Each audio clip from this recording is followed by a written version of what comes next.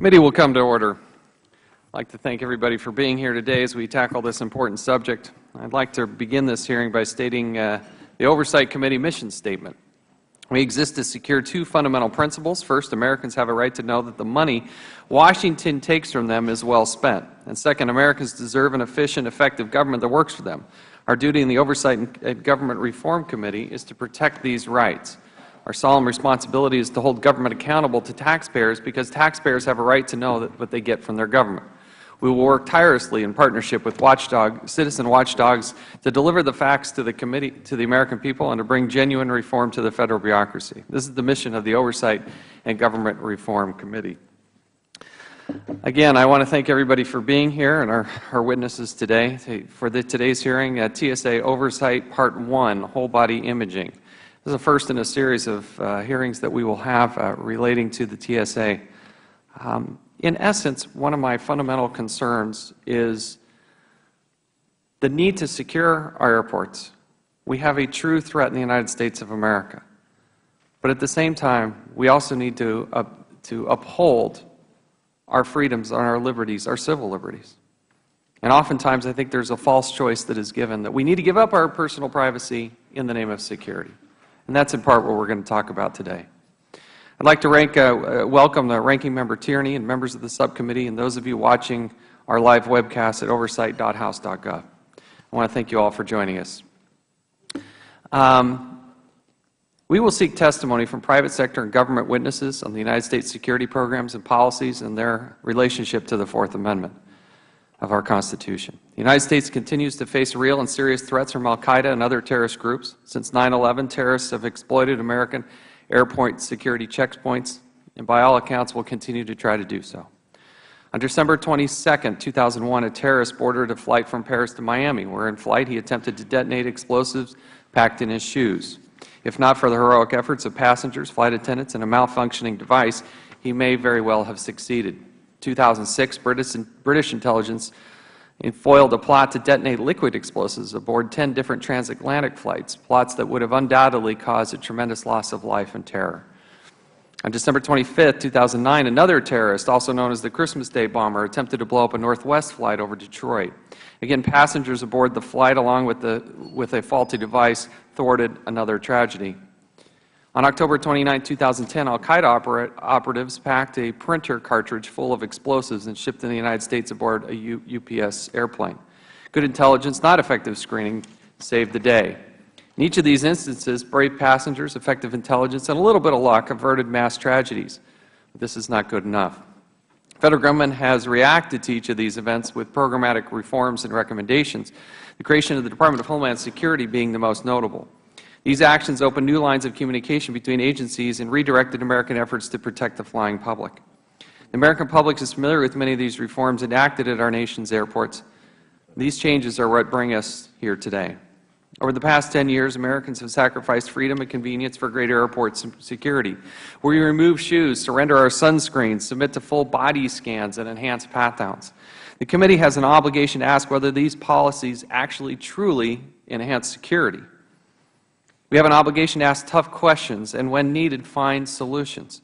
We must assess whether Federal screening procedures can be done with greater efficiency and greater effectiveness. We must examine whether Federal Government has a common-sense, layered, and threat-based approach to airport security, and is it truly securing the American public? We must also determine whether the Department of Homeland Security is maximizing available resources, alternative strategies, and innovative techniques. We need to look into behavior detection, intelligence gathering and analysis, explosive trace detection, look into vapor wake dogs and how they could be effective in airports. These are some of the other security-based techniques that should be included in the discussion. What separates the United States of America from the rest of the world is our ability as a people to ask tough questions of those in the public policy arena. We will examine effectiveness and health risks associated with whole-body imaging devices. We'll hear from privacy experts and average Americans about the naked images that are secured in those whole-body imaging machines, and talk candidly about the enhanced pat-downs that are now being implemented. We'll ask tough questions about alternative screening methods and their role in the debate. We'll examine the evidence and look at what has been said by the TSA and compare it to what is actually being done. In short, I'm proud of the United States of America, and I the ability to have this type of interaction in an open and transparent way. I appreciate everybody that is here and joining us in this discussion. And at this time, I'd like to recognize Mr. Tierney for his opening statement. Thank you, Mr. Chairman, and thank all the witnesses for being present here today. Past incidents have demonstrated that al-Qaeda and its affiliates are looking for ever more creative ways to attack the United States commercial airline industry and our traveling public. As a nation, I think it falls on us to determine what human, economic, and psychological costs of a terrorist attack on a commercial airline warrant extraordinary defense measures, and how costly, intrusive, and inconvenient we're willing to have those measures be. None of us like to take off our shoes or throw away our water bottles or empty our pockets of change simply in order to board a plane. But most would be willing to take this sacrifice if there's a reasonable certainty that such actions would help prevent other terrorist attacks. Following the Christmas Day bomber attack in 2009, with funding and some encouragement from some in Congress, TSA procured and deployed body scanning machines on a national scale. According to the TSA administrator and 2 TSA witnesses that were scheduled to be here today, these scanners represent the best available method to detect metallic and non-metallic threat items concealed on a passenger, such as the Christmas Day bomber. We should be willing to explore whether or not that is in fact the case. We must also weigh this technology against Americans' legitimate privacy interest. By now, we've all seen copies of body scan images that show much more than any of us would like to publicly reveal. Has the TSA taken significant enough steps to address these concerns? I understand that there's also additional technology available and in testing as we speak that would likely obviate these concerns altogether. If this is the case, I would encourage TSA to expedite the testing of that technology and deploy it as rapidly as possible if it is effective in identifying anomalies. It is worth noting that according to a CBS poll conducted in November of 2010, an overwhelming majority of Americans, 81%, approve of the use of whole-body scanning devices at U.S. airports. That fact doesn't take away from legitimate privacy concerns that we all share, but it's a helpful data point about how much sacrifice most Americans are willing to make to prevent terrorist strikes from happening again. One of our witnesses, Dr. Brenner, has also raised serious concerns about the potential health risks associated with wide-scale employment of body scanners. I look forward to discussing with Dr. Brenner his analysis, but it seemingly is at odds with studies conducted by the National Academy of Sciences, the Food and Drug Administration, the American College of Radiology, and the British Health Protection Agency. TSA has a difficult and unenviable task. At one moment, they're criticized for not doing enough to detect and stop potential threats. On another moment, they're criticized for doing too much or not doing it in a proper way.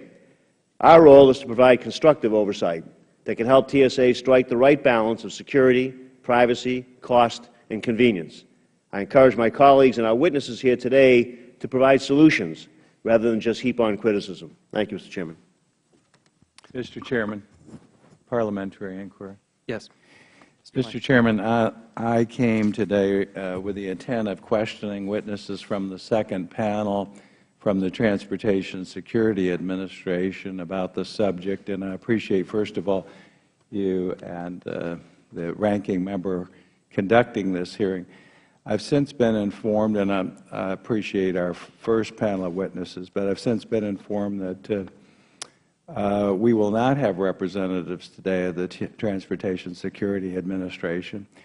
I would like to request of the Chair, and maybe in consultation with the ranking member, how we can proceed in the future to have, and I understand they have submitted some written testimony, but for the purpose of appearing before this subcommittee, answering appropriate questions, and some of them will evolve from the testimony that will be presented here today, but in-person representatives of the TSA, either by subpoena or by, and again, if you would consult with the Council on both sides of the aisle, how we can demand and ensure their appearance before the committee in the future.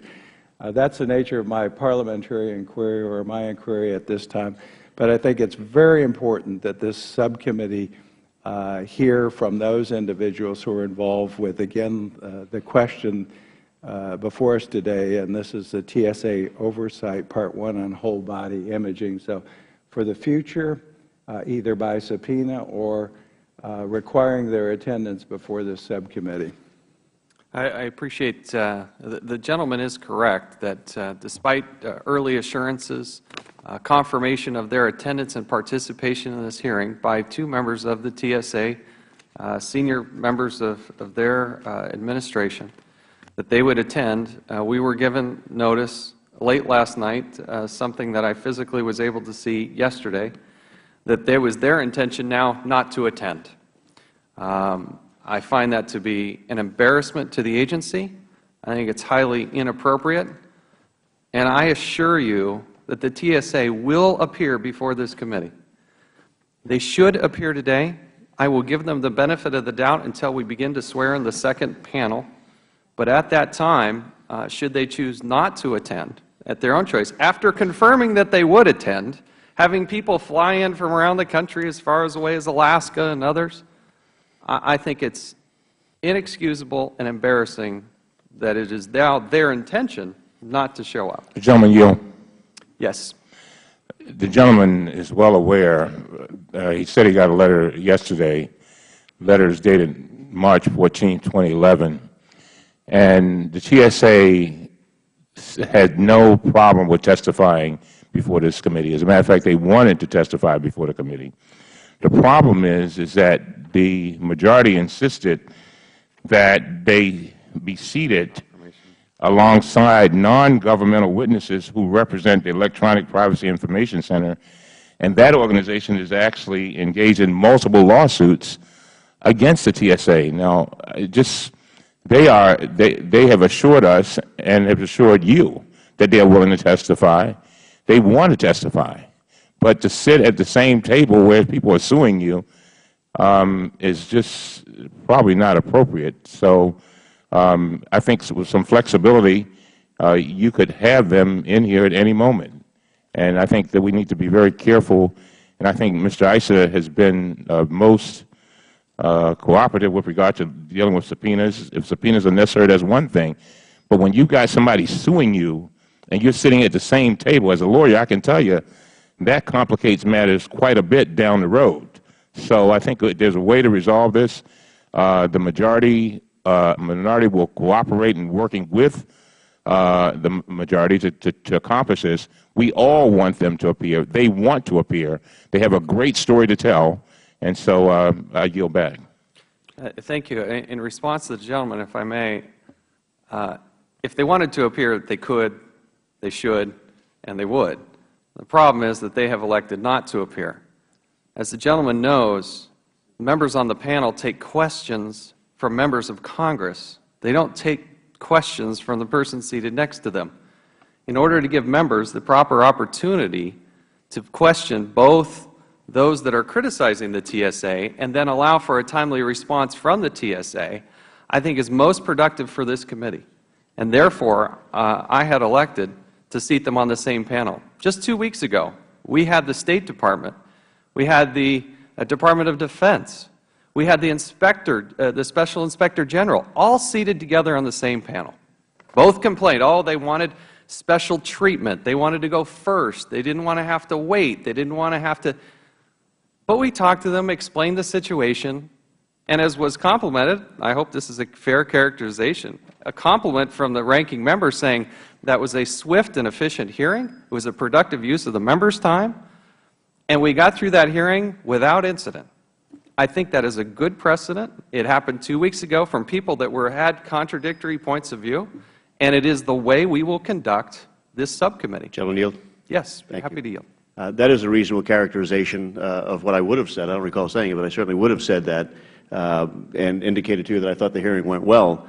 And I think we've had this tussle in the past. When I was chair, we would go back and forth with both administrations, the Bush administration and the subsequent administration, the Obama administration, about their wanting to be first, they want to be a separate panel on that. And I really believe strongly in the prerogatives of the House. It's our hearing, we control it, and we go. I think what's unique about this, and where I separate from you on that, is the litigation issue.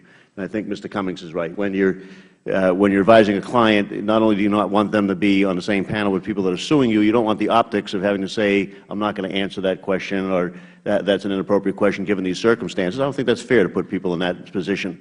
I think in this case, where there's litigation, putting them on the panel with the other litigant probably is a step too far, and I think we can reach an accommodation on making sure the prerogatives of the House are retained in getting witnesses to take what panels we want them on and what order we want them on, but making an exception in a matter of litigation and giving them a separate opportunity. And if that were the case here today, I think they would have come, they would have testified, we would have gotten the information we want, and it would have been better. So I just ask that perhaps in the future you consider that aspect of it, and we try to find a way to cooperatively move forward on that and give the agency a chance to say its case as well.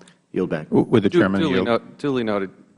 Gentleman from California is recognized. Thank you, Mr. Chairman. I'll be brief, as the others have been. This committee has a long history of doing it right and doing it wrong. Under 2 chairmen ago, the Fallujah 4's litigation subjects were brought in here, and quite frankly, they were brought in to promote a lawsuit that the Chairman was very well aware of. The Pat Tillman case, the same thing happened. It is not our intention, as the Chairman knows, and as I know he worked hard, to facilitate any confrontation about a litigation. This will not happen on my watch or the Chairman's watch. What we will do is we will insist on our right to seat people on a panel we believe is appropriate. We make exceptions. Current members of the House and Senate, current full Cabinet officers, and certainly any persons directly from the executive branch would be seated separately out of deference to their current status. We will continue to work with the ranking member, and Mr. Cummings has been very reasonable in supporting us when he thought we were right and asking for changes when he thought we were wrong. The gentlelady from Alaska has come a long way. I want to hear what she has to say. I would have happily had TSA sitting next to her. My understanding is there is no lawsuit, but there certainly is a legitimate claim that TSA is not living up to the promises they made for how these scanners would be used and how they would do their job. So I look forward to that. I will work with the ranking member. I would note that although every member has the testimony from TSA will not be placed in the record since they did not appear. There will not be any unanimous consent to place it in the record. You will all have the opportunity to read it, and we will look forward to that testimony and appropriate rebuttal when the TSA comes. Chairman, I thank you for holding this hearing. Certainly with 57,000 and counting TSA employees, countless people, including the gentlelady from Alaska, who comes from a city in which you can only leave the city in the winter, I guess, by dog sled, but most of the year by ship or by aircraft. It's essential that those air travelers have an opportunity to efficiently, effectively, and privately be able to go through screening and get onto the aircraft that bring them to the rest of Alaska and the lower 48. So, Mr. Chairman, this is important. As we all heard here today, this is a very bipartisan issue that we get right what we, after nearly a decade, have not gotten right. And I thank you for your attention, your continued attention. And as this title says, this is number 1. We will be back here as long as it takes in our oversight role to get it right. I yield back. I thank the gentleman. At this time, I'd like to ask unanimous consent that Sheila Jackson Lee and Rush Holt be allowed to participate in this hearing and ask questions of the witnesses. Without objection. So ordered. The Chair will entertain any additional opening statements that members would like to make. Does any other member wish to make an opening statement? Mr. Cummings.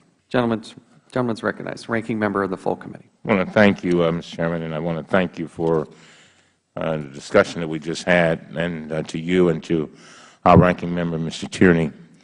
On the substance of today's hearing, we all share the same goal. And let me emphasize that. We share the same goal, keeping airline passengers safe and secure with as little inconvenience or invasion of privacy as possible. The whole-body imaging technology we are examining was introduced following a terrorist attempt to blow up a Northwest Airlines flight in December 2009 using non-metallic explosives. Let that sink in. In response to the threat posed by the so-called Christmas Day bomber and others, TSA introduced a number of new security measures, including whole-body imaging. By the way, Congress fully supported this effort by funding the procurement of hundreds of these machines. Because the TSA witnesses are not here to speak for themselves, let me read from their written testimony, which I hope that we will hear. And it says that based upon our analysis of the latest intelligence, and after studying available technologies and other processes, TSA has concluded that advanced imaging technology is an effective method to detect threat items concealed on passengers while maintaining efficient checkpoint screening operations. TSA continually evaluates these technologies, their software, and associated screening procedures to ensure that they are effective against established and anticipated threats while continuing to protect passenger privacy, civil rights, and civil liberties. Now, I think it was our ranking member of the subcommittee who said, he didn't say it like I'm about to say it, but he said it, TSA is damned if they do, is damned if they don't. If you have an incident, particularly coming after the Christmas Day bomber incident, and if they did not try to address that issue in the most effective and efficient way, and the most non-evasive way as possible, and somebody was harmed and, God forbid, killed, then people would be screaming at them. So as we conduct our oversight, it is important to understand that the TSA professionals charged with protecting the traveling public have determined that this technology is necessary to detect the very real threats posed by al-Qaeda and their affiliates. Our role in this effort should be to provide constructive oversight to help TSA strike the right balance between the need for security and concerns about convenience, cost, health, and privacy. And I want to make it clear, as our ranking member has, every member on this side of the aisle, and I'm sure on the other side of the aisle, our number one concern is the safety of our traveling public, and at the same time striking a balance so that we have procedures that protect them but do not go too far with regard to invading their privacy and making sure that they can have a wonderful traveling experience. And we understand, and I want to thank our witness for being here today. I'm sorry that you've gone through what you've gone through. But again, we need to strike this balance and get it right. And with that, Mr. Chairman, again, I look forward to working with you, Mr. Chairman, and our ranking member to make sure that we get TSA here so that they can testify appropriately. And with that, I yield back. Mr. Chairman? Yes. Mr. Chairman, at this time, I would like to ask unanimous consent that the statement of Robin Kane, who is the Assistant Administrator for Operational Process and Technology, and Lee Kerr, is the Assistant Administrator for Security Operations, Transportation Security Administration, U.S. Department of Homeland Security, be admitted for the record. Reserving the right to object. Would you like the record? Yes. Well, I don't have the chair here now, but I do think that since they have chosen not to appear today, that I'd prefer that when they appear that we submit that to the record. And we would also at that time have the opportunity to examine and question those witnesses based on the submission of their testimony. So I will continue to object to the submission of their testimony at this time. Mr. Chairman. Mr. Chairman, Yes, I too would reserve. The intention is for that to be placed in at a time in which the witnesses can be made available, and I look forward to that opportunity and yield back. Mr. Chairman, if I may speak to the objection. Yes. I think that we all understand that we want the TSA people to come back and testify. That's a given, and I don't think anybody objects to the notion that they'll be back and testify. I think it was sort of unique circumstances that they ended up not being here today. They did circulate their testimony last night by email to all of the members. I think it's helpful for us in questioning here today, if we're going to ask a question, to be able to refer to something that's on the record and keep the record intact. I think it's helpful also for people that might look back at this hearing to have a full account of all of the different positions that might be available here, and still reserve the right to bring them back. But I do note that it wasn't the fact that they wouldn't testify. It was the fact that they had circumstances with confronting litigants on the same panel that we may or may not disagree on or whatever, but I think it's extraordinary in this case. And I think for the panel itself and for the for this hearing, it would be appropriate to have those materials on the record. The Chair would disagree somewhat with the characterization of that, but fair enough. There has been an objection to the unanimous consent request. Therefore, it is denied. As there is an objection, we do not have unanimous consent. The statements will not be entered into the record. Mr. Chairman? Yes. Then I would move that we enter the statements on the record and ask for a vote. Mr. Chairman, point of parliamentary inquiry. Is a vote in order during a hearing? I don't believe it is. I don't believe it is. We have not yet got to the second panel.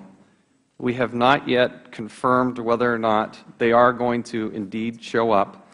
There was a unanimous consent request. There was an objection. That has been denied. Consequently, the Chair is now going to recognize, we're still in the opening statement mode, the Chair is now going to recognize the gentleman from Florida, the Chairman of the Transportation Committee, Mr. Mica of Florida. Thank you, and I am here in the capacity as a member, 18 years standing of the Government Reform and Oversight Committee. And again, I thank both the ranking member and the Chair for conducting this oversight hearing. And this is a very important responsibility, I think, of this committee. Transportation security, and I started some of this as chair of the Aviation Subcommittee. You never know what the good Lord has in store for us, but I was made the chair in 2001, somewhat later than usual, the appointment of chairs, but then we were confronted with the attacks of September 11th and had to put in place a security system for transportation for our country. It's probably one of the most important things we can do, particularly for aviation. We've seen that the threat still exists. I think that these folks have seen the damage they can do to our economy, to our society, to our way of life, and they are still determined to come after us. I think, therefore, it's very important that we have in place systems that work.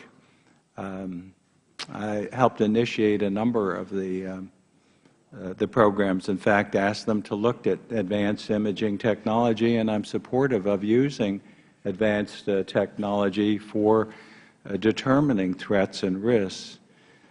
My concern is well, first, the manner in which and I don't have the opportunity to question the TSA representatives, the manner in which these pieces of very expensive equipment were acquired. And I would hope that the committee and committee staff, if they're listening, would in fact review very carefully the acquisition. This is somewhere in the neighborhood of $500 million. Furthermore, I'm very concerned about the testing. In the past, when we worked, I see Mr. Cummings there, we were always consulted by TSA in the major acquisition and deployment of new screening technologies. I don't think that that was adequately done in this purchase. I'm concerned about the testing results, and every member of this panel should have a classified briefing. I had the equipment tested by GAO in December of this past year, and then I had the pat-downs tested in January. Everyone should be required, every member of Congress, to see the extensive failure rate. I can't disclose it, but it really concerns me when you spend $500 million and then another $500 million for additional personnel, and it doesn't work as it should. Even the initial deployment of portals is a joke. Even a seventh grader, I think, could come up with a better plan for deploying and utilizing this equipment, and it doesn't have to be used for everyone like we have seen it deployed. And then again, I have great concern about the failure of its use and even the implications of its use. People in this country are protected by the Fourth Amendment. They shouldn't be subject to illegal search and seizure seizure and embarrassment and assumed guilty. We can and we must do better, especially for aviation security, and I'm disappointed. There are more fundamental problems with TSA, and I asked the members of the panel to work with me. For a period, a long period, we did not have an administrator. We've had 5 administrators in 5 years. This administration chose not to appoint someone. Well, actually, I think they named several who were cast aside, but the first appointment didn't come until about 8 or 9 months into the President's term. That needs to be changed. There are more than 200 personnel in TSA making more than the administrator. The administrator now has an army of 3,770 personnel in Washington, D.C., making an average of $105,000 a person. I was taken aside the other day by someone who just left TSA. He said he worked in a department where 10 secretaries made more than $100,000. This is an agency crying out for reform, and I think it's very sad that they would choose not to show up today. I hope that we can get them. I know we will get them at a future hearing, and I'll be glad to participate in questioning them at that time. I thank you again for convening this hearing and yield back. Gentleman yields back. Chair will now recognize the gentleman from Iowa for 5 minutes. Thank you, Mr. Chairman. The challenges facing the TSA are not a Democratic problem or a Republican problem. They're a problem that faces every American who travels. And those of us who travel frequently know that this is one of those difficult balancing acts that we face in a country that treasures its privacy, treasures its liberty, but also wants to protect its citizens. And that's the challenge we face in this subcommittee today. With each successive terrorist attempt against our airports and airplanes, the TSA has responded with new and usually more inconvenient technology to address the threat, from removing our shoes at the X-ray machines to limiting liquids and gels to advanced imaging technologies that are able to screen whole bodies for suspect material. I don't deny there's a clear need for security, as the attempts by would-be terrorists Richard Reed and Umar Farouk Abdulmuttalib show, but I have serious concerns over protecting the rights of our citizens and ensuring that the technology we use are fully effective and safe. Recent studies suggest that the whole-body imaging technology currently in use may be ineffective at detecting concealed explosives, such as those used in the Christmas Day bombing attempt in 2009, as well as suggesting that the backscatter X-ray technology in these AIT devices could be a higher risk to health than indicated. I believe that we should work together to find more effective screening mechanisms through the greater deployment and use of explosive trace detection technology that could better detect explosives and preserve the modesty and personal rights of American citizens.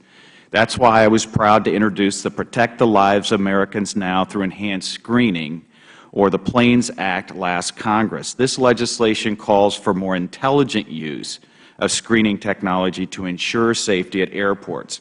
I look forward to the testimony of the witnesses today, and I hope that this hearing sheds light on why technology has to be the best answer to terrorist threats from the TSA and how we work together to protect the rights and health of our own citizens, and I yield back.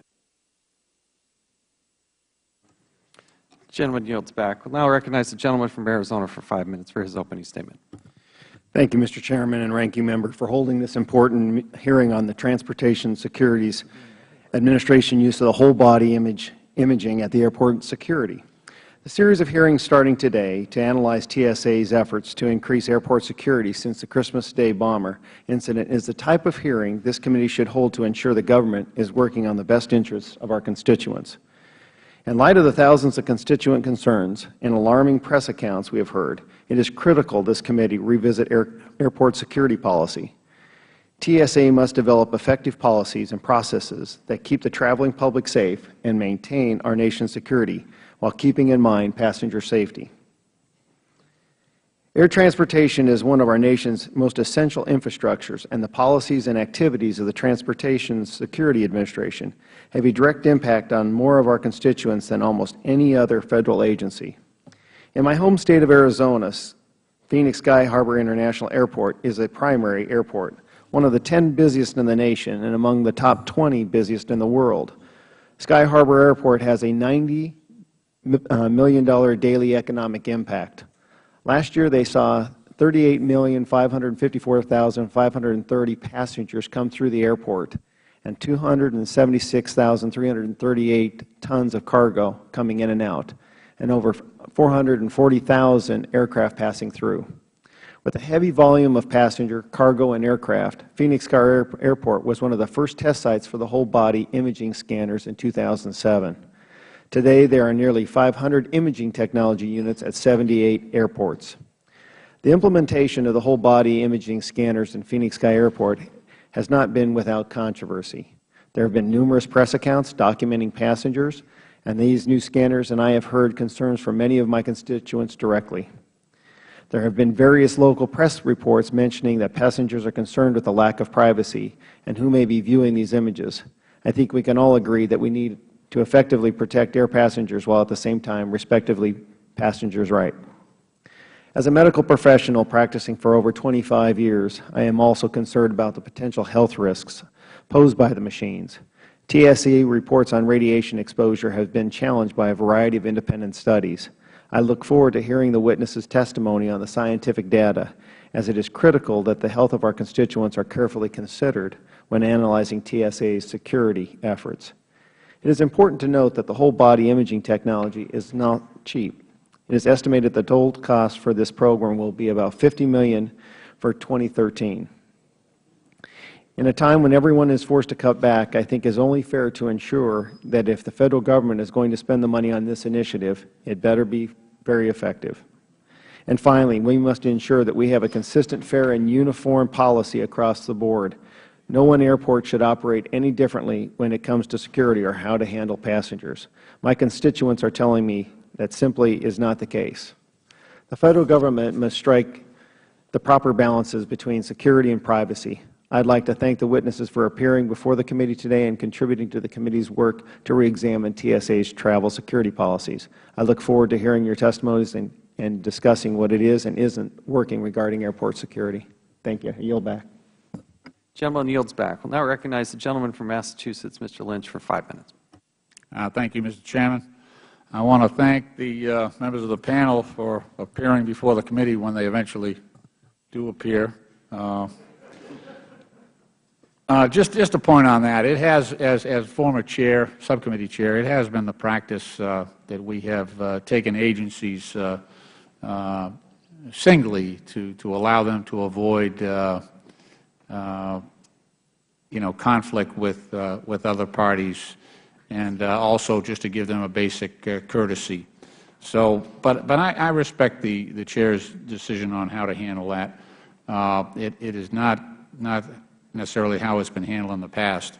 To the substance of today's committee's hearing, I do want to amplify the concern about health risks, and not only for the traveling public, but also we have TSA workers, TSOs as they are called, transportation security officers, who may indeed screen anywhere from 200 to 400 or 500 people in a shift.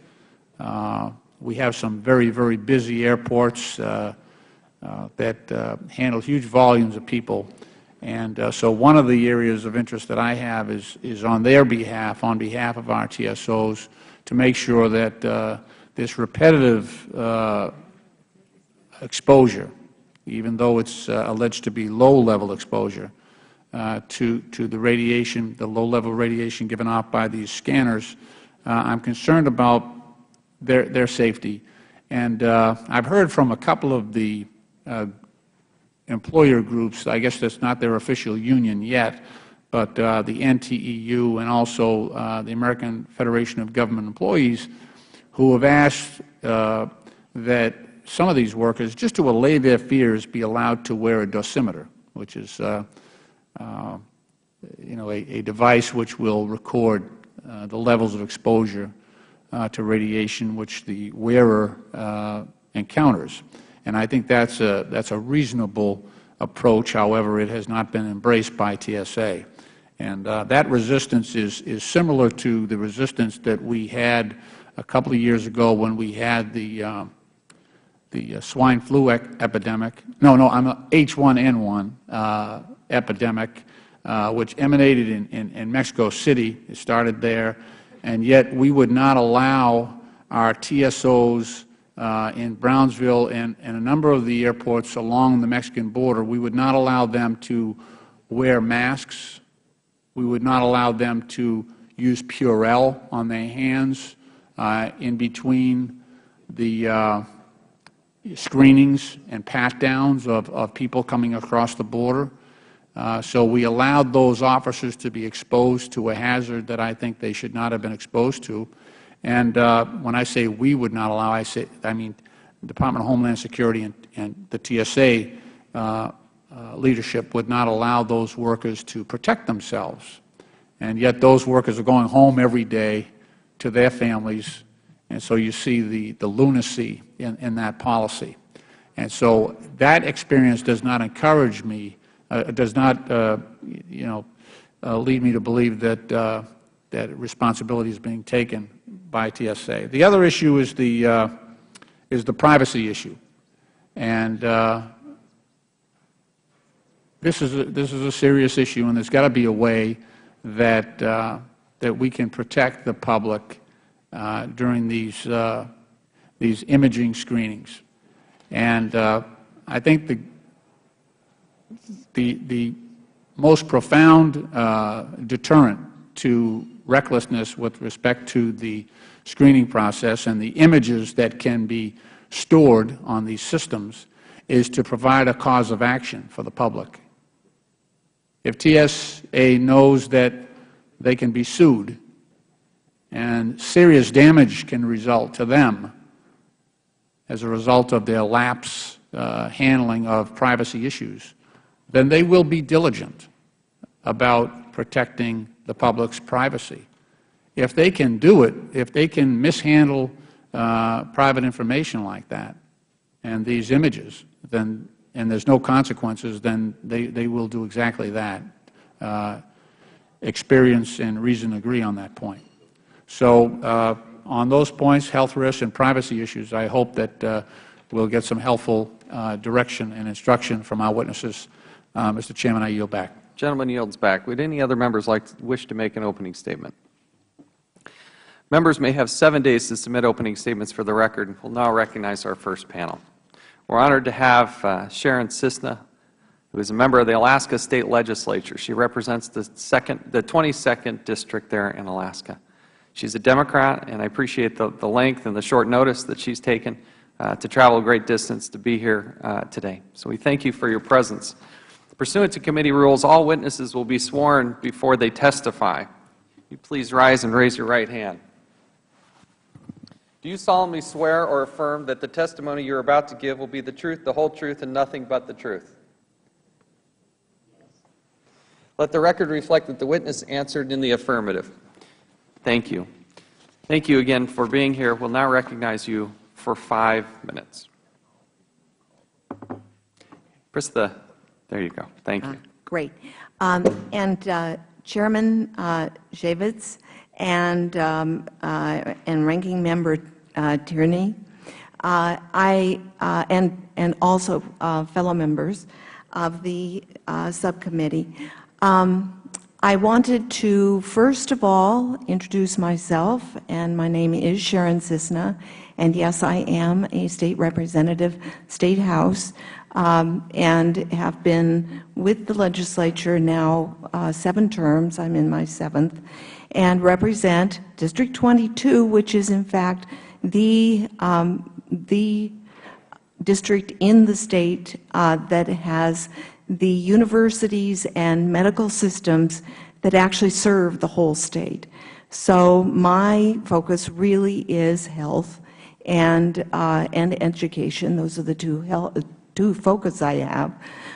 I have another thing that actually brings me here, and that is that I fit a profile of the people that are harmed by the present the TSA, and that's initials that I haven't actually used very often before, but suddenly found myself actually starting in November of this last year in a situation where, like so many other Alaskans, I went down for a second opinion to Seattle and got that medical procedure done, went out to the airport not having a clue that there had been any changes in the screening devices, and SeaTac had just put it in. This was in early November.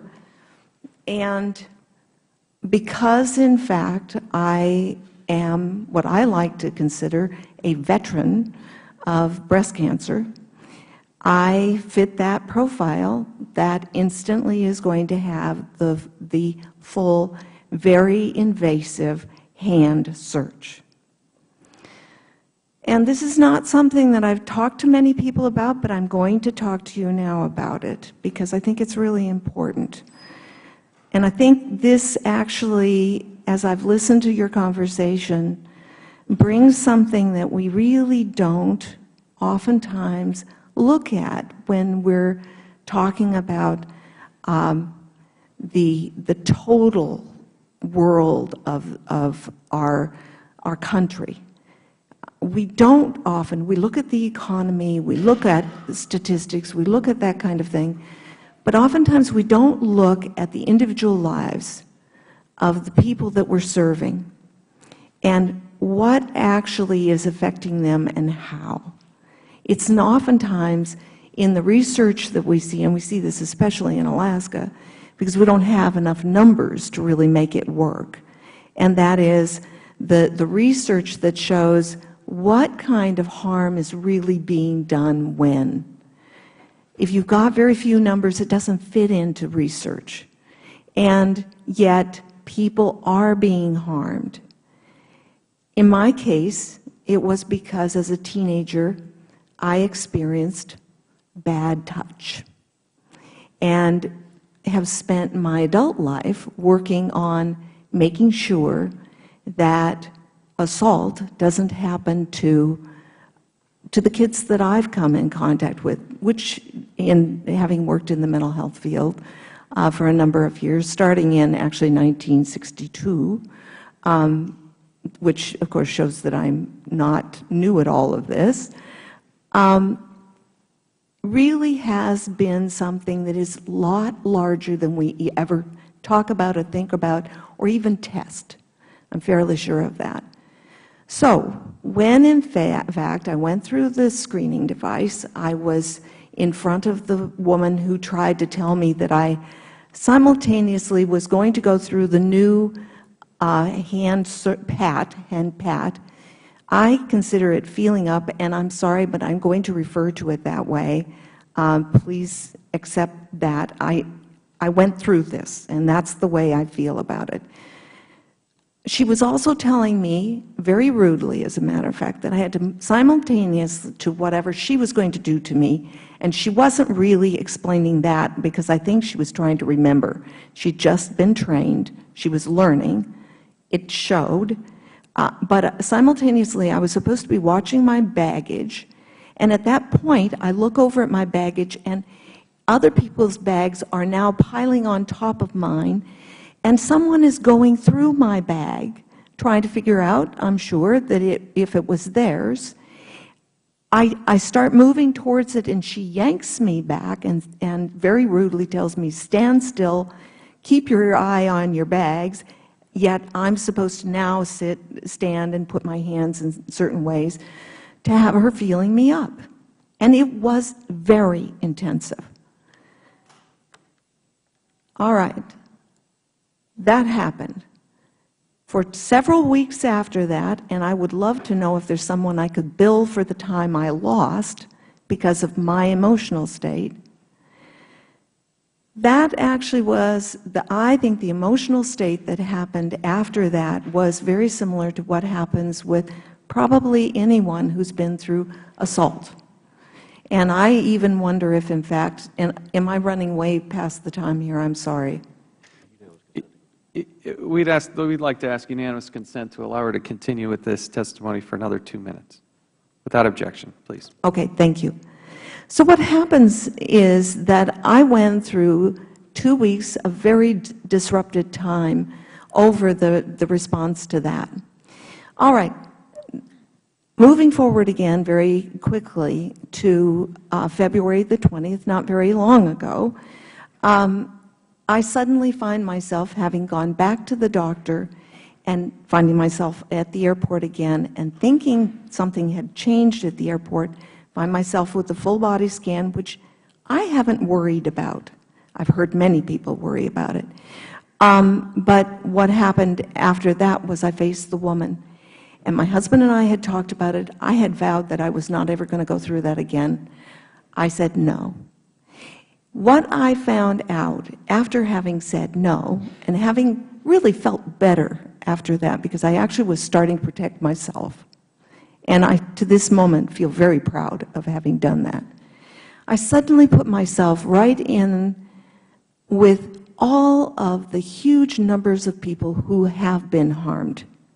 And I have received well over 1,000 letters, emails. Facebook is alive with this. It's amazing how many people have stopped me every single day, many times a day, with their stories of how they have been harmed. And I sent in my statement that I emailed you folks many of the comments that were made. But I've also witnessed exactly how Alaska does deal with this. And the minute that I got back to Alaska, the thing that was amazing to me was that my legislature had passed a sense of the House on how I had done the right thing, that it was the right thing for me to have done. And they have put out a resolution that is to come to you. And it goes through all of the different things that, and the most important is how important air travel is to us, but how our Alaskans have been harmed. We are we travel 4 times what the rest of the United States does. All the other members of our citizens that travel, and I think I'm supposed to be ending here. I hope you'll read the rest of my comments, and any other questions, please ask. Thank you, and thank you for that testimony. We will put the balance of your testimony into the record. I'd also like to ask unanimous consent that the resolution from the State of Alaska be entered into the record. Without objection, so ordered. We'll now move to questioning. I'd like to recognize myself for 5 minutes, and then each member will be able to ask 5 minutes.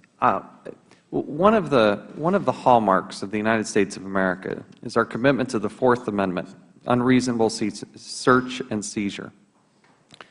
From your personal viewpoint, you're also a state lawmaker. How do we find that balance, and what was your personal experience there's many that argue, well, if you choose to go on an airplane, then you choose to give up those rights. Can you share with us your perspective? Thank you very much, Mr. Chair. And Mr. Chair, it's absolutely true for Alaskans that we don't choose. We don't have a choice. I did make my way back to Alaska after that event at the airport on the 20th of February, but it took 4 days. It took 4 days, and I was really lucky because I was able to find in Canada someone to fly me to Prince Rupert. And so then I was able to take the Marine Highway and get to Alaska that way. But for people in remote parts of our state, what happens is that they oftentimes, their first time away from those remote places, because of operations, have to fly out of the state, and they're a patient at that time. I hope that they get consideration at that time when they go out. We don't have the level of screening because it's metallics that in the metal detector that we get screened with so far. That's what would have them felt up.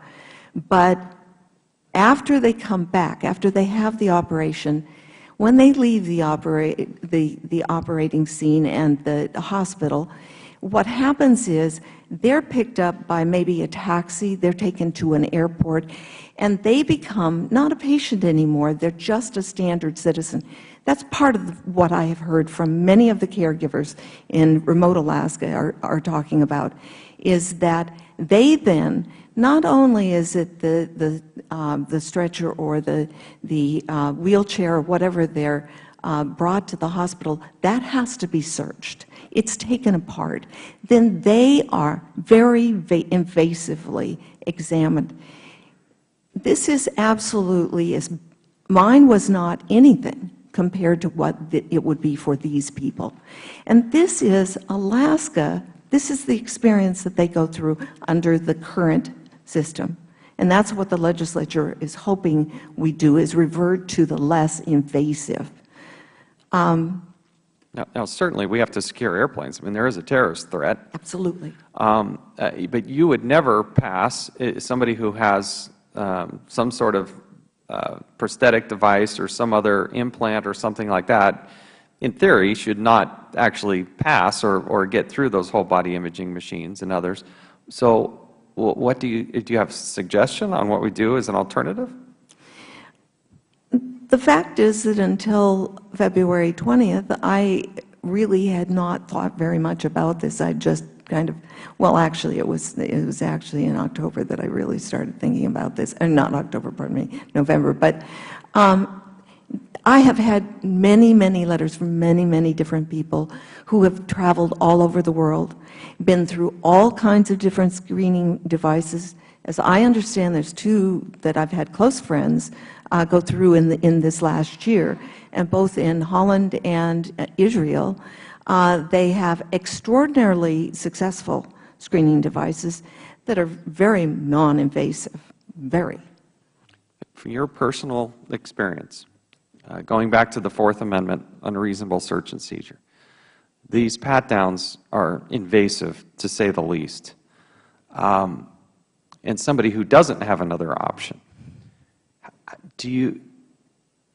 there are many of us that believe that this would be deemed a sexual assault on a person. Absolutely. Your personal perspective, and we have just 30 seconds here, based on what you've experienced in these pat-downs, how would you relate that to the Fourth Amendment and the definition of an assault? I think it is absolutely an assault, and it is the worst kind of assault in that it's essentially very similar to PTSD and the kinds of reactions that people get with that. What I haven't seen are studies. What I'm not seeing is the oversight that really gives us a chance to really look at this and find out what's happening to our Americans. I'm worried about my state, but I'm also worried about my fellow Americans. Thank you. Thank you. Appreciate it. We'll now recognize the gentleman from Massachusetts, Mr. Chairman. Thank you. Representative, thank you for coming here and testifying today, particularly the difficulty it caused you, and I know it wasn't a pleasant experience for you, and it can't be easy for you to testify, so we appreciate you coming all this way and talking with us today. I think you hit it on the head. Everybody would like a less invasive but equally effective process on that, and that's what I think the proper oversight is going to try to get us on that path. In my opening statement, I made reference to the fact that there is apparently a technology out there now that's being tested that would not give a full image, a full body image, but rather would put something like a Gumby, if you remember what the Gumby background was, or a stick figure, something on that basis, and then identify only an anomaly that came out, say, on your leg, if you had something strapped to your leg or whatever, and then that would be the only area that was patted down or investigated. Do you have a feeling about that aspect of it? Do you think that that still is a problem?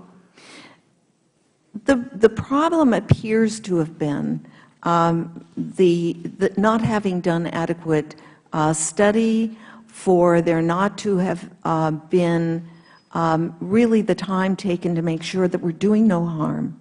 And that's the most critical role any lawmaker has, is to do no harm.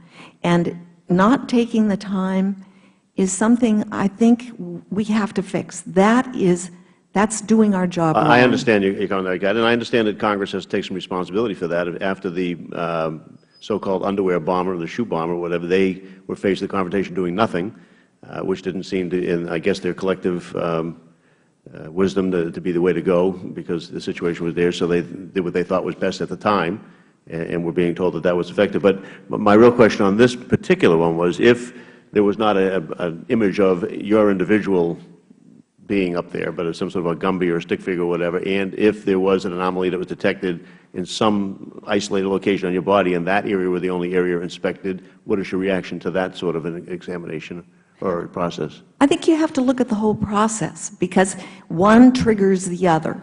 It's created, and the thing that's the most troubling to me is, as I look at all of the people on the airplane as I'm getting on, I understand they're all guilty before they're proven innocent, and that we've got to get away from that. We've got to really start respecting our people. So I guess, are you saying that basically let everybody on unless they have some telltale sign? Absolutely not. Absolutely, we have to do the kind of screening that gets us the best results. But it doesn't have to be the technology that is there now is not. Right. I know, I get that, and I guess I was trying to get your opinion on an alternative one, but you apparently don't want to give your opinion on that. Not without a lot of facts, not without proof that it's good, not without proof that we've done our job. That goes without saying, but okay, I'll yield back. Gentleman yields back. We'll now recognize the gentleman from Texas for 5 minutes. Thank you very much. And I can understand what you've been through. Both my daughter and I have had the misfortune of triggering these machines with an anomaly, and the search we both endured was very invasive, and you have the greatest sympathy from me.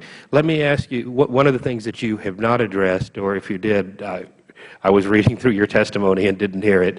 But my question is, would you be willing to submit to some form of background check, surrendering your fingerprints or retinal data in order to get into a trusted traveler program where you're able to undergo a less strenuous level of security? Would you consider that to be a reasonable alternative? I would consider that to be reasonable. And that kind of alternative is one.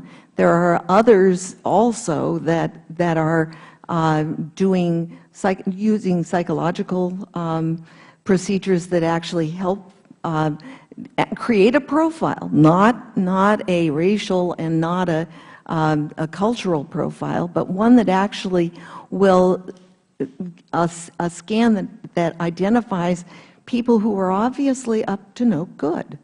And there are ways of coming up with that. That's been found in other places. But it's a matter of actually looking elsewhere and seeing if there aren't other options. There usually are. It's my understanding the TSA profiles boxes, but they won't profile passengers. They'll profile a box based on its shape, its country of origins, and from where it was shipped from. We take no effort at all to determine if you're flying in from Middle America or a foreign country that's hostile to us. Your level of screening is the same, and to me that defies logic. But that's not a question, that's a speech, so I'll yield back the remainder of my time. Gentleman yields back. We'll now recognize the gentlewoman from Texas for 5 minutes. I thank the Chairman of the Subcommittee and the Ranking Member of the Subcommittee, especially for their courtesies, and I thank the Chairman of the Full Committee and as well the Ranking Member of the Full Committee for their courtesies. It's a pleasure to see you this morning. I'm not on this committee, but I'm the Ranking Member and former Chair of the Transportation Security Committee with oversight over TSA and on the Homeland Security Committee. I will tell you that many of my waking hours address the question of professionalism and more training for the transportation security officers. And I think you would venture to say, as someone who needs flying as a mode of transportation, that in most or many instances, our TSO officers work within the realm that they have and use the skills in an appropriate manner. But you are right. we have to look at those issues that, as our colleagues have indicated, may impact the Fourth Amendment, may impact the dignity of all travelers. I do want to put on the record that I am going to join with the ranking member of our committee, Homeland Security, Mr. Thompson, and we'll be writing a letter to ask for alternative protocols for individuals in your situation and also individuals who are traveling with medical devices and traveling with other medical equipment, traveling with a caretaker, and we expect to hear from them very soon, and we'll be working with this committee. I do want to pose, so I look forward to utilizing your testimony, your written testimony, and I listened to my friend and colleague from Texas about the trusted traveler, and there are a lot of options that we could look at. My question to you would be to establish the fact that there are threats to the United States. You still believe that that is the case. Is that true, Representative? You have to be oral on the record so they can record it. Thank you very much. Thank you. Yes, I certainly do agree with you, and it's absolutely essential. Living where we do on the northwest perimeter of our country, we're right there. We're at the place where we really need to be constantly alert, and that's exactly why I have the feelings I do, is that I need to keep my population safe and strong so that they can be watchful too. We're the ones who are going to see trouble coming from another direction. Well, you have the eyes and ears. So we lay that groundwork, and we know that the transportation security officers play a valuable role in that. And you too watched that fateful Christmas Day when we saw a unique effort of trying to blow up a plane and harm the United States, the Christmas Day bomber. That generated this enhanced review, if you will. Would you offer to me any other thoughts you have about, just briefly, on what enhanced security measures you think we should take? Thank you very much, through the Chair. The list of things that you're asking for, some kind of either exemption or some kind of way that people can avoid the more intense kinds of screening, any kind of prosthesis at all is a problem. Any kind of, not just medical, but when people have pacemakers. And the things that people are going through is just amazingly severe. And I agree with you that the TSA employees that I've seen are doing a really good job of improving their attitude. Their treatment of the public seems to be improving. And so it's the procedures itself. I have just a few more minutes, if I might just say, have you gone through an AIT machine? I may have have you gone through those machines? That is the full body? Yes. And through the Chair, pardon me. Yes, I did twice, actually. And that's when they found something in one. So my point is, let me just conclude by saying, on that point, you willingly went through the AIT. We thank you for that.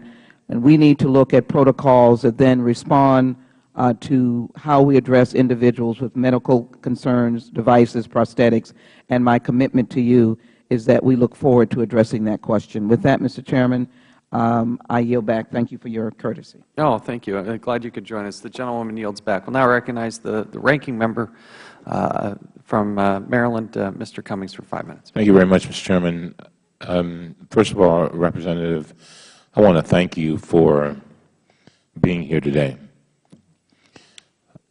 Sometimes when we are addressing issues that are very personal, it's very, very difficult.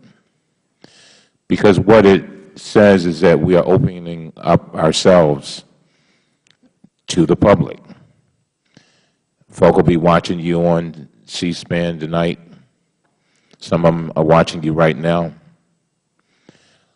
And so you not only become exposed to, a few folks, but you basically become exposed to the whole country. And for that, I thank you, because you said some things that really touched me. And there are two elements that kind of hit me. One, you talked about the training and whether this person was properly trained, and you talked about courtesy. And then you also talked about the invasiveness and the medical situation in some kind of way. And then you also talked about how there's some things that people just should not have to go through.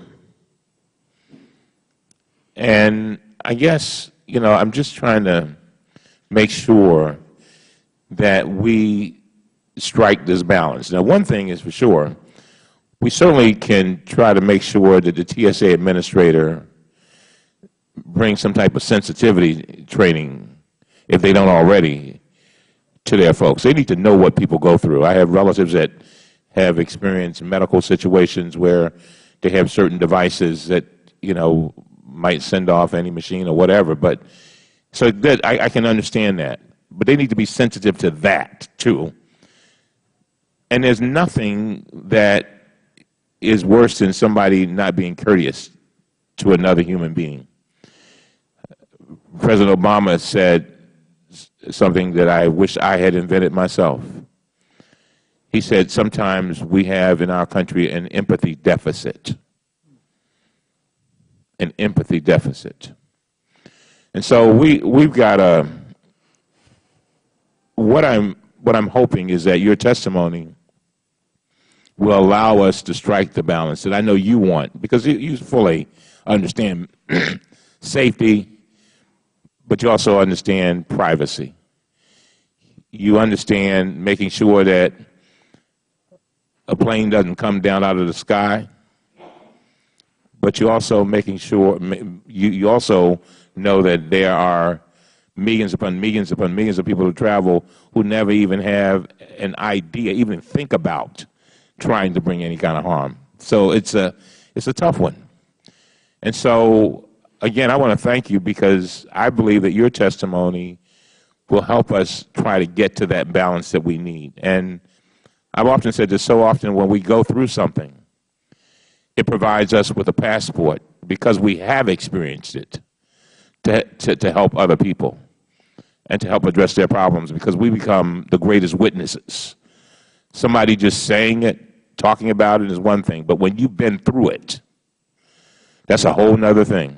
And so I don't really have any questions. I just want to thank you. I want to thank you for, after going through all that you've been through and being exposed all the ways that you've been exposed, and now to even go through another exposure for the sake of balance, for the sake of safety, for the sake of the rights of all of our citizens. On behalf of our Congress and of our nation, I take this moment to simply say thank you. And with that, I yield back. Gentleman yields back. Representative, we're concluding this first panel. Do you have any concluding comment that you'd like to make briefly? Thank you, Mr. Chair. And Mr. Chair, actually, the comment that all of this has brought to me over the last several weeks, that I've been really the focus of a huge number of people coming and telling me things they haven't told other people, is that the sense I've gotten is there's many people who have been losing the trust of their government through this kind of thing, and that doing this right, that's one of the things that we really do, is we win back the hearts of our people. And I believe in government. I think government is the answer in its own way, and it needs to keep that idea in a balance. We need both public and private, but government can answer a lot of problems that we have, but without trust, we're not going to keep the kind of democracy we have. So, thank you. Thank you. Thank you. I appreciate your time, your bravery for being here and sharing a very personal story. You represent the story of a lot of Americans. We thank you for the time and effort that you've taken to be here. It's a long trek to be here, but I assure you that it's very worthwhile. We thank you. May God bless you. And for now, we're going to go into recess here for about 5 minutes or so while we prepare for the second panel. Thank you.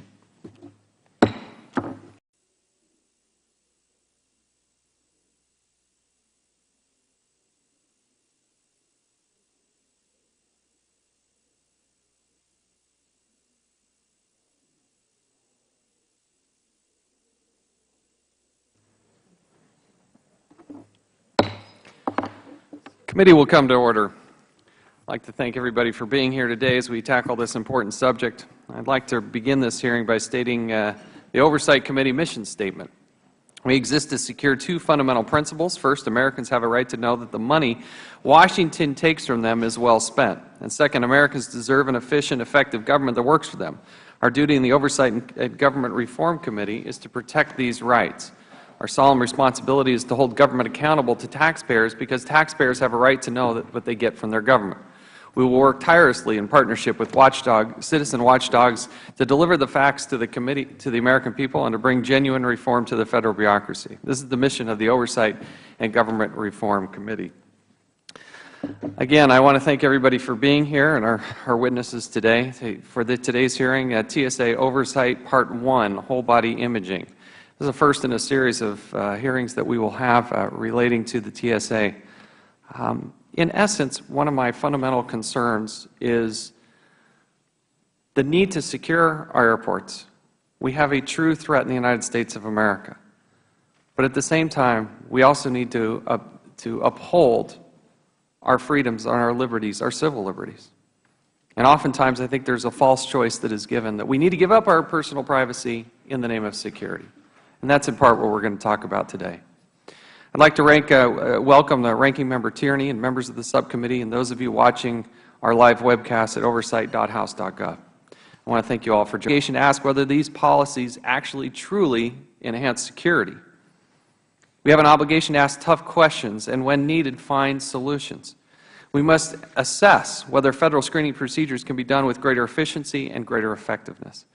We must examine whether Federal government has a common-sense, layered, and threat-based approach to airport security, and is it truly securing the American public?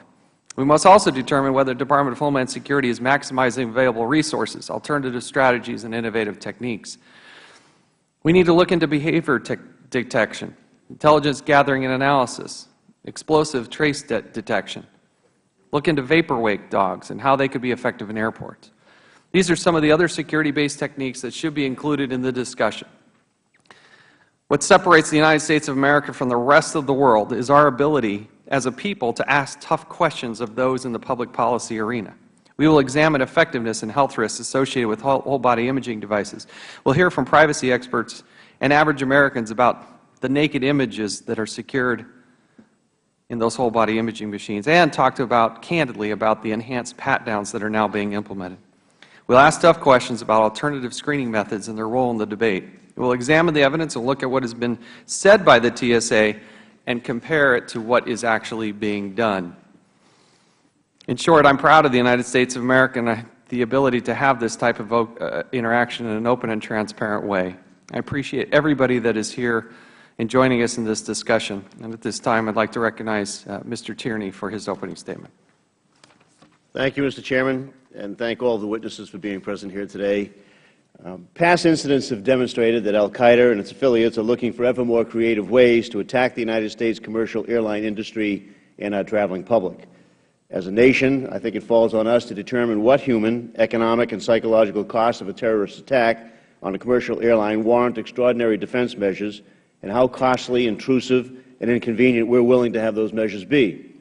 None of us like to take off our shoes or throw away our water bottles or empty our pockets of change simply in order to board a plane. But most would be willing to take this sacrifice if there's a reasonable certainty that such actions would help prevent other terrorist attacks. Following the Christmas Day bomber attack in 2009, with funding and some encouragement from some in Congress, TSA procured and deployed body scanning machines on a national scale. According to the TSA administrator and two TSA witnesses that were scheduled to be here today, These scanners represent the best available method to detect metallic and non-metallic threat items concealed on a passenger, such as the Christmas Day bomber. We should be willing to explore whether or not that is in fact the case. We must also weigh this technology against Americans' legitimate privacy interest. By now, we've all seen copies of body scan images that show much more than any of us would like to publicly reveal. Has the TSA taken significant enough steps to address these concerns? I understand that there's also additional technology available and in testing as we speak that would likely obviate these concerns altogether. If this is the case, I would encourage TSA to expedite the testing of that technology and deploy it as rapidly as possible if it is effective in identifying anomalies. It is worth noting that according to a CBS poll conducted in November of 2010, an overwhelming majority of Americans, 81%, approve of the use of whole-body scanning devices at U.S. airports. That fact doesn't take away from legitimate privacy concerns that we all share, but it's a helpful data point about how much sacrifice most Americans are willing to make to prevent terrorist strikes from happening again. One of our witnesses, Dr. Brenner, has also raised serious concerns about the potential health risks associated with wide-scale employment of body scanners. Joining us. We will seek testimony from private sector and government witnesses on the United States security programs and policies and their relationship to the Fourth Amendment of our Constitution. The United States continues to face real and serious threats from al-Qaeda and other terrorist groups. Since 9/11, terrorists have exploited American airport security checkpoints, and by all accounts will continue to try to do so. On December 22, 2001, a terrorist boarded a flight from Paris to Miami, where in flight he attempted to detonate explosives packed in his shoes. If not for the heroic efforts of passengers, flight attendants, and a malfunctioning device, he may very well have succeeded. In 2006, British intelligence foiled a plot to detonate liquid explosives aboard 10 different transatlantic flights, plots that would have undoubtedly caused a tremendous loss of life and terror. On December 25, 2009, another terrorist, also known as the Christmas Day bomber, attempted to blow up a Northwest flight over Detroit. Again, passengers aboard the flight, along with a faulty device, thwarted another tragedy.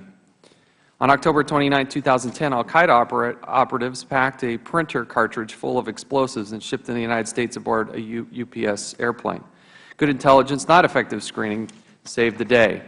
In each of these instances, brave passengers, effective intelligence, and a little bit of luck averted mass tragedies. But this is not good enough.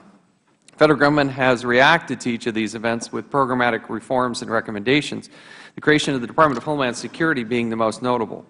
These actions opened new lines of communication between agencies and redirected American efforts to protect the flying public. The American public is familiar with many of these reforms enacted at our nation's airports.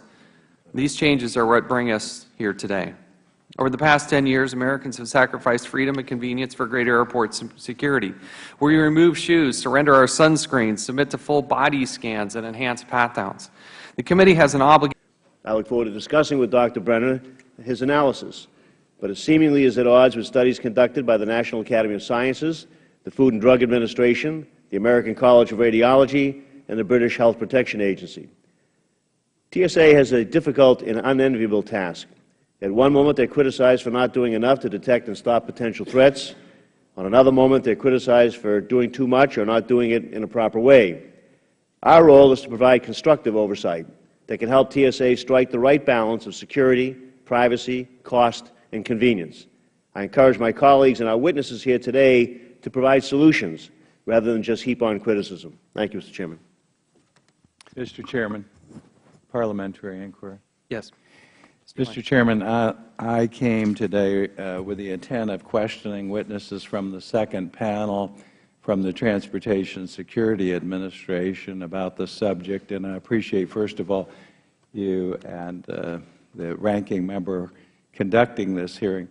I've since been informed, and I appreciate our first panel of witnesses, but I've since been informed that we will not have representatives today of the Transportation Security Administration. I would like to request of the Chair, and maybe in consultation with the ranking member, how we can proceed in the future to have, and I understand they have submitted some written testimony, but for the purpose of appearing before this subcommittee, answering appropriate questions, and some of them will evolve from the testimony that will be presented here today. but in-person representatives of the TSA, either by subpoena or by, and again, if you would consult with the counsel